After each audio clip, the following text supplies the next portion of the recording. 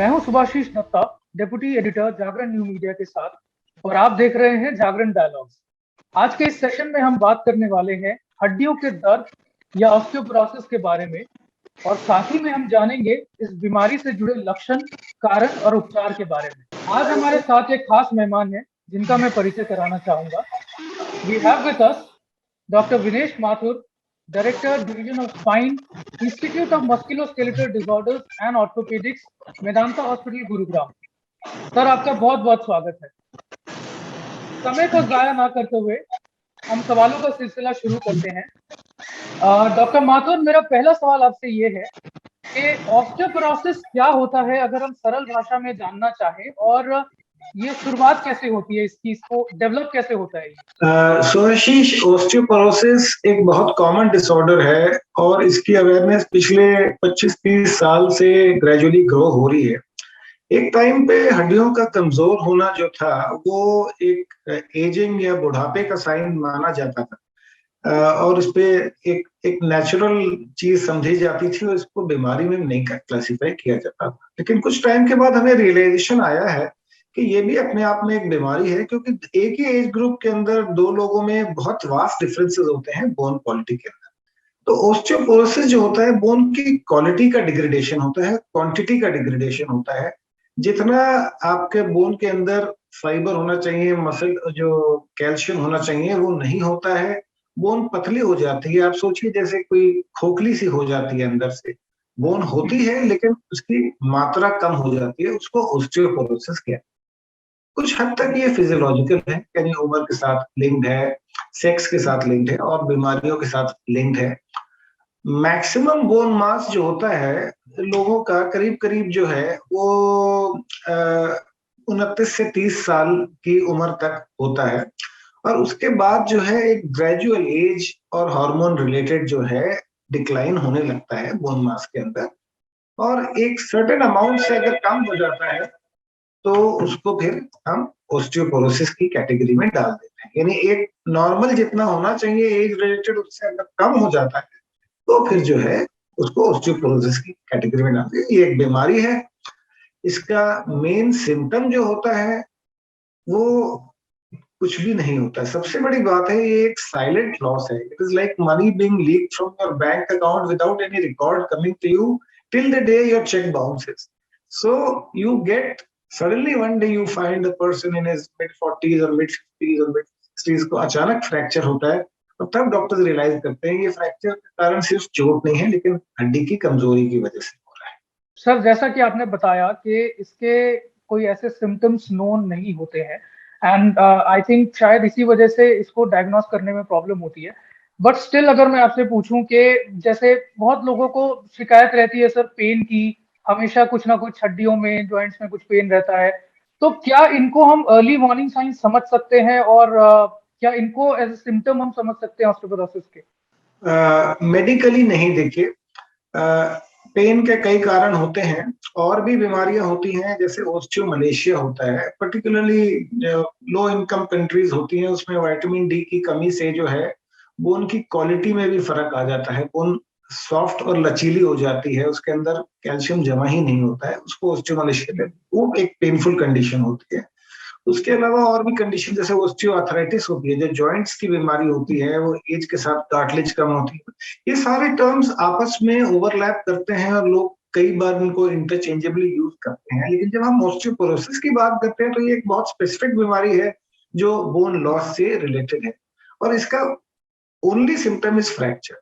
हाँ, इससे दर्द हो सकता है, स्पेशली कमर का दर्द इसलिए होता है कि कई बार पेशेंट्स रियलाइज ही नहीं करते कि उनको ऑस्टियोपोरोसिस है, और छोटे मोटे फ्रैक्चर्स हो जाते हैं। जब उसके बाद रियलाइज करते हैं तो pain can be a sign of osteoporosis, but as a medical illness it is a completely asymptomatic injury and the only symptom is a fracture when it occurs.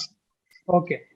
And that is why it is so important to diagnose and treat it early before this kind of disabling fractures. Yes sir, we'll come to that. And sir, जो मेरा अगला सवाल आपसे है कि osteoporosis के causes अगर हम बात करें तो क्या इसके कॉजेज हो सकते हैं? और जैसा आपने पहले सवाल के जवाब में आपने बताया था कि ये मतलब एक सेक्स रिलेटेड भी हो सकता है, तो क्या इससे समझा जाए कि विमेन में ये ज्यादा इफेक्ट करता है एज कंपेयर टू मेन, या वाइस वर्सा? तो थोड़ा इस बारे में बताइए sir. Well, there is a very common myth in your question कि ये सिर्फ औरतों की बीमारी है, ऐसी बात नहीं है, ये या मेल्स को भी इफेक्ट करती है। या Almost 1/3 of males also for age matched will be osteoporotic. अब इसके कारण जो होते हैं मल्टीपल होते हैं, ये एक आपकी जेनेटिक कोड से भी लिंक्ड होता है, आपके लाइफस्टाइल से भी लिंक्ड होता है। जिनकी लो एक्टिविटी या सेडेंटरी लाइफस्टाइल होते हैं या वेट बेरिंग एक्टिविटीज नहीं करते हैं, उनमें ज्यादा होता है।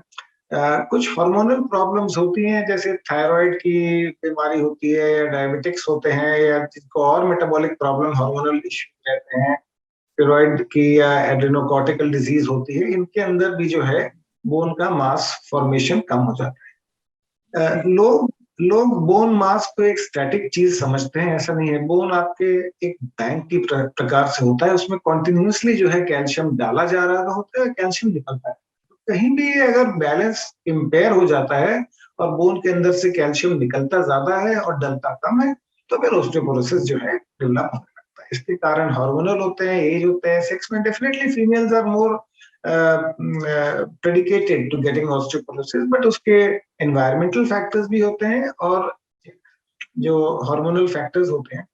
इम्पॉर्टेंट चीज ये है कि 50 साल के आसपास फीमेल्स के अंदर जो होते हैं, जो जब मेंस्ट्रुएशन बंद होता है तो इनके सेक्स हार्मोन्स के लेवल अचानक ड्रामेटिकली फॉल करते हैं, और ये सेक्स हार्मोन्स बहुत एसेंशियल होते हैं बोन के अंदर कैल्शियम की मात्रा मेंटेन करना और स्ट्रेंथ मेंटेन। इसलिए फीमेल्स के अंदर जो ऑस्टियोपोरोसिस होता है वो बहुत ड्रामेटिक होता है। Around the age of 50 can suddenly find it loss of bone around between 50 and 60। Males के अंदर ग्रेजुअल होता है because the hormonal evolution is continuous and slow. तो नॉर्मली मेल्स के अंदर ये 70 साल 75 साल के अंदर प्रॉब्लम होती है, लेकिन होता मेल्स में भी, इसकी कोई डाउट की बात नहीं है। जी, शुक्रिया सर, एक कॉमन मिथ को आपने डिबंक किया। एंड सर, मेरा अगला सवाल आपसे ये है कि अब हम आते हैं सर थोड़ा डायग्नोसिस के बारे में। ऑस्टियोपोरोसिस, जैसा आपने बताया कि फ्रैक्चर इसका एक बहुत, इसका सबसे बड़ा सिम्टम यही होता है कि अचानक से फ्रैक्चर होना। तो सर थोड़ा बताइए कि इसको डायग्नोस कैसे किया जा सकता है और क्या इसके दूसरे अदर टाइप्स हैं, तो थोड़ा उस बारे में डिस्क्राइब कीजिए। जी जरूर। अब जैसे ओस्टियोपोरोसिस होता है, इसको हम लोग ब्रॉडली दो कैटेगरी में देखते हैं। ओस्टियोपोरोसिस विदाउट फ्रैक्चर, यानी बिना फ्रैक्चर का ओस्टियोपोरोसिस, और ओस्टियोपोरोसिस विद फ्रैक्चर। तो नॉर्मली अगर हमें दूसरा वाला जरा आसान है, इसलिए मैं पहले उस पर बात कर लेता हूँ कि नॉर्मली अगर हमें एक डिस्प्रपोर्शनेट इंजरी से फ्रैक्चर दिखता है, यानी माइनर चोट से, कोई झुका उसने बाल्टी उठा ली या थोड़ा सा स्लिप हो गया या सीढ़ी पे बैठ गए एक आध सीढ़ी पे, और उससे कभी कभी खांसने से भी हो जाता है, खांसने से भी फ्रैक्चर हो जाता है। तो ये तो बहुत क्लियर है कि बोन अबनॉर्मल है, सॉफ्ट है, इसलिए फ्रैक्चर हुआ है। उसमें डायग्नोसिस बनाना इजी है। So when we look at the history of the patient, if there is sufficient ground to think कि मेजर इंजरी नहीं हुई है और उसके बिना फ्रैक्चर हुआ है, तो ऑस्टियोपोरोसिस का diagnosis is almost self evident. It is almost clear that this patient is osteoporotic and the bone is abnormal. The problem is that all the problems with treatment of the patient also start after a fracture. The key is to diagnose osteoporosis before the fracture. तो उसमें हमें at risk groups को identify करना बहुत जरूरी है। कोई hormonal endocrine problem हो, dietary problems हो। So many Indians suffer from food allergies, intolerances, gluten sensitivity होती है, लोग चावल नहीं खा पाते, दूध नहीं ले पाते, लैक्टोज इंटॉलरेंस होता है। अगर किसी को भी किसी प्रकार की डायटिक प्रॉब्लम होती है तो हम उसको सस्पेक्ट करते हैं। ऑस्टियोपोरोसिस का सबसे सिंपल टेस्ट जो होता है एक बोन डेंसिटोमेट्री का टेस्ट होता है। ये भी एक इवॉल्विंग टेस्ट है, पिछले 25-30 साल के अंदर इसके अलग अलग तरीके से करने के नॉर्म्स निकले हैं। पहले अल्ट्रासाउंड से होता था, वो इतना रिलायबल नहीं था क्योंकि वो यूजर डिपेंडेंट था। अब हम लोग डेक्सा से करते हैं, एक प्रकार की एक्सरे मशीन होती है जिसमें पेशेंट को लिटा के एक बहुत low dose of X-rays patient के अंदर से पूरे बॉडी में से पास करते हैं, या जो एरियाज हम मार्क करते हैं उसके लिए पास करते हैं, और उसके अंदर एवरेज बोन स्ट्रेंथ को निकाला जाता है। इसमें भी कुछ फैलेसीज होती हैं, लेकिन आज के दिन में जो गोल्ड स्टैंडर्ड है फॉर क्लिनिकल यूज, ये डेक्सा करके एक टेस्ट आता है, DEXA bone densitometry, X-ray based bone density, ये इसका गोल्ड स्टैंडर्ड है। डॉक्टर माथुर, मेरा एक मिलता जुलता सवाल आपसे ये है कि जैसा आपने बताया कि बोन डेंसिटी टेस्ट होता है, सो मैं ये आपसे पूछना चाहूंगा कि हमारे बहुत सारे देश में ऐसे लोग हैं जो उनको समझ नहीं आता है कि डॉक्टर के पास कब जाना चाहिए। प्रॉब्लम्स होती हैं बहुत दिनों से, आई मीन कुछ pain killers over the counter ले लेते हैं या उसको प्रॉब्लम को प्रॉब्लम समझते नहीं है। तो थोड़ा इस बारे में बताइए कि कब ऐसा हो कि जब हाँ एक आपको ये लगे कि नहीं अब मुझे डॉक्टर के पास जाना चाहिए and I should get treated. ये थोड़ा बताइए सर इस बारे जी, ये बहुत अच्छा सवाल है, क्योंकि in the absence of medical facilities and expensive medical care and एक साइलेंट टाइप की बीमारी है जो कभी कभी बिना सिम्टम के रहती है जब तक कॉम्प्लिकेशन क्रिएट करती है। बहुत अच्छा सवाल है कि आपको डॉक्टर के पास कब जाना चाहिए। इसमें हम as orthopedicians and as spine surgeons इसमें एक पेशेंट एजुकेशन की इम्पोर्टेंस तो सोचते ही हैं। हम सोचते हैं कि डॉक्टर की भी जो है एजुकेशन की इम्पोर्टेंस होनी चाहिए। Lot of general practitioners and lot of gynaecologists, other people who treat doctors are really not aware of osteoporosis as a medical condition, because primary contact generally लोग ऑर्थोपेडिशियन के पास नहीं जाते हैं, किसी जनरल प्रैक्टिशनर के पास वगैरह जाते हैं। और उनको भी अवेयर रहना चाहिए इस बारे में। हम कोशिश करते हैं, कंटिन्यूसली ये एफर्ट्स रहे हैं हमारी भी और जो गवर्नमेंट है कि डॉक्टर्स के अंदर भी अवेयरनेस बढ़ाए इस चीज की, उसी से रेफरल जो है ठीक से होता है। एट द पेशेंट लेवल, अगर आप मेल हैं और आपकी उम्र 50-60 तक है तो इसमें ज्यादा चिंता करने का, नॉर्मल हेल्दी लाइफस्टाइल है तो इसके अंदर ज्यादा चिंता करने की बात नहीं होती है। लेकिन अगर कोई भी कंडीशन हो, आपको लॉन्ग स्टैंडिंग हार्मोनल प्रॉब्लम हो, थायराइड की हो, डायबिटीज की हो, कोई डाइटरी इश्यू हो और आपकी 50-55 साल की उम्र हो गई as a male, then one can consider getting a bone densitometry test done. आजकल ज्यादातर जो होते हैं हॉस्पिटल्स एक जनरल चेकअप के अंदर बोन डेंसिटी को इंक्लूड करते हैं और उसमें कवर हो जाता है। For a female, for an average female जो है वही चीजें एप्लीकेबल होती हैं, लेकिन नॉर्मली अप टिल मेनोपॉज उसकी बहुत ज्यादा ध्यान दिया नहीं जाता है। लेकिन हाँ, मेनोपॉज के बाद जो स्टैंडर्ड रिकमेंडेशन है और जो उन कंट्रीज में जहाँ पूरा नेशनलाइज हेल्थ केयर सिस्टम है और जहाँ बहुत अच्छी हेल्थ केयर अवेलेबल होती है हर आदमी को, कि at least one bone densitometry should be done 2 years after menopause, और उसमें अगर कम आती है तो एक फॉलो अप 2 साल बाद और करनी चाहिए और उसके हिसाब से ट्रीटमेंट किया जाना चाहिए। यानी मेनोपॉज होने के 2 साल बाद, क्योंकि लॉस जो होता है वो मेनोपॉज के बाद शुरू होता है, तो उसके 2 साल बाद तक उसका असर दिखने लगता है। तो इसमें हम लोग फिर वीमेन को फास्ट लूजर्स और स्लो लूजर में क्लासिफाई करते हैं और उस हिसाब से ट्रीटमेंट देते हैं। प्री मेनोपॉजल वीमेन और मेल्स का मोरलेस सेम रहता है। हाँ, अगर आपको फ्रैक्चर होता है, अगर आपको एक से ज्यादा फ्रैक्चर हुआ है और बिना चोट के हुआ है तो ये तो करीब डायग्नोस्टिक ही है, तो इसमें तो कोई शक होना नहीं चाहिए। आप जरूर कंसल्ट करना चाहिए, चाहे आपका डॉक्टर इसको अहमियत ना दे, आपको जरूर देनी चाहिए कि फ्रैक्चर हुआ कैसे और कहीं मेरी बोन सॉफ्ट तो नहीं है। जी। सर, ये तो हमने बात की डायग्नोसिस के बारे में, तो मेरा अगला सवाल आपसे ये है कि क्या ऑस्टियोपोरोसिस को प्रिवेंट किया जा सकता है, क्या उसको अवॉइड किया जा सकता है?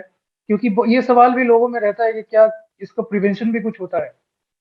वेल, एक होता है कि क्या ऑस्टियोपोरोसिस इनएविटेबल है, तो जी जरूर इनएविटेबल है। अगर आप किसी भी एवरेज बोन डेंसिटी के स्कैन को देखेंगे तो उसमें एक एब्सोल्यूट फिगर नहीं आता, जैसे शुगर का 100 का या 125 का फिगर आता है, वैसे एब्सोल्यूट फिगर नहीं आता है।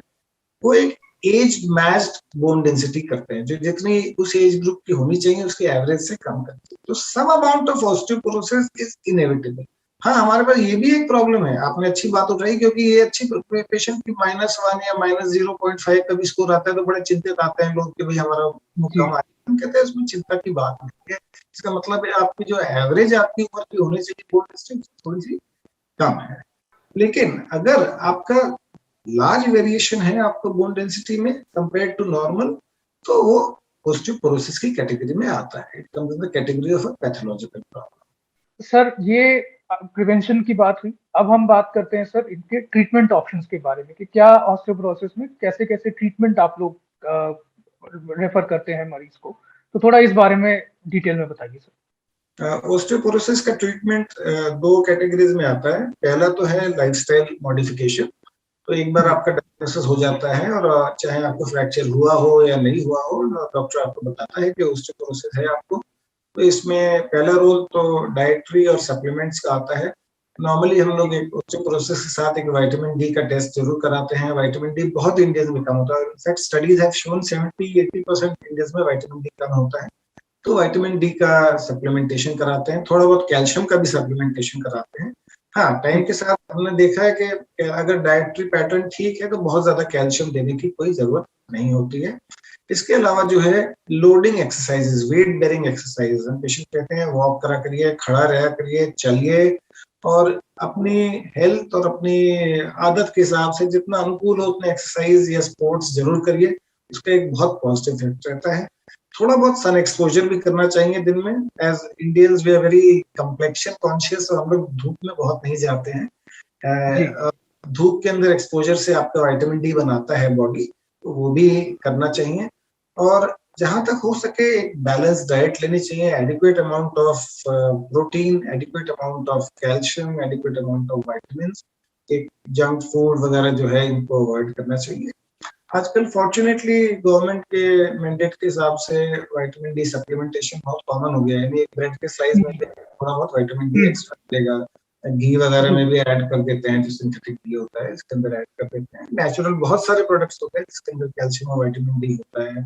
अनार होता है, फ्रूट्स होते हैं इसके अंदर, तो ये जरूर लिया करें और एक्सरसाइज किया करें। उम्र के बाद जो होता है, हम थोड़ा सा जो एल्डरली पेशेंट्स होते हैं उनको फॉल अवॉइडेंस के लिए हम जरूर काउंसिल करते हैं कि जैसे रात को उठें और बाथरूम जाना हो या कुछ टॉयलेट यूज करना हो तो उस समय बहुत केयरफुल रहें, क्योंकि those are the times when you are most prone to get a fracture और हैपन।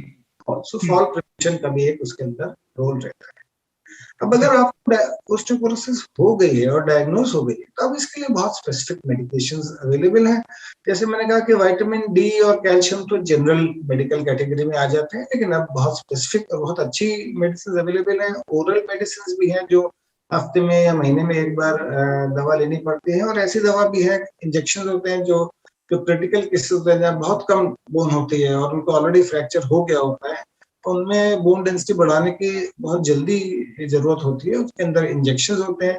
कुछ इंजेक्शन हैं जो डेली बेसिस पे दिए जाते हैं बोन की क्वालिटी इंप्रूव करने के लिए, कुछ 6 मंथली बेसिस पे होते हैं। तो ये एक बहुत स्पेसिफिक मेडिकल ट्रीटमेंट होता है जो एक मेडिकल प्रैक्टिशनर ही आपको।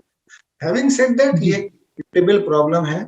आज के दिन में एक बार आपको डायग्नोज हो गया है ओस्टियोपोरोसिस, तो उसके बाद जो है, तो मान लीजिए एक बार फ्रैक्चर हो गया है आपको, तो और ठीक से ट्रीटमेंट मिला है, तो chances of having another fracture और having uncontrolled problems are minimal. यानी आप सोचिए 10% पेशेंट्स होते हैं जो ट्रीटमेंट रेजिस्टेंट होते हैं और उनको फिर से फ्रैक्चर होते हैं। एक बार ठीक से आपका डायग्नोसिस हो गया, ठीक से आप ट्रीटमेंट लेते हैं, तो आपकी बाकी की लाइफ जो है कंफर्टेबली और बिना किसी इवेंट के जो है निकलने की चांसेस अच्छी हो जाती है। जी, डॉक्टर साहब, अभी आपने बताया डाइट्स के बारे में कि डाइटरी रिकमेंडेशंस होते हैं ऑस्टियोपोरोसिस के मरीजों के बारे में। मेरा इनफैक्ट अगला सवाल ही स्पेसिफिकली डाइटरी रिकमेंडेशंस पे था। और एक चीज और मेरा सवाल ये था कि सर, बहुत लोग सोचते हैं कि हाँ, 30 साल के बाद औरतों को या 40 साल के बाद औरतों को कैल्शियम सप्लीमेंट्स लेने चाहिए। इनफैक्ट इवन सम मेल्स, वो लोग भी सर लेना शुरू कर देते हैं vitamin D and calcium supplements. तो क्या ये सेफ है विदाउट डॉक्टर्स ऑथराइजेशन आप ले रहे हैं, या क्या मतलब ये कोई अगर छोटी क्वांटिटी में या फिर एक स्पेसिफिक क्वांटिटी में ली जाए तो ये हार्मफुल नहीं होती है? और डाइटरी सप्लीमेंट्स के बारे में भी सर थोड़ा बताइएगा इस बारे में। जी जी, जरूर बताएंगे आपको। आपने again, this is a common problem and लोग आजकल ज्यादा हेल्थ कॉन्शियस हो गए हैं, पर्टिकुलरली जो अपर सेगमेंट्स है पॉपुलेशन की, और बहुत इनजुडिशियस जो है यूज करते हैं इन सप्लीमेंट्स का। तो इसमें कैल्शियम और विटामिन डी दो ही चीज जो होती है वो जनरली मिसयूज होती है।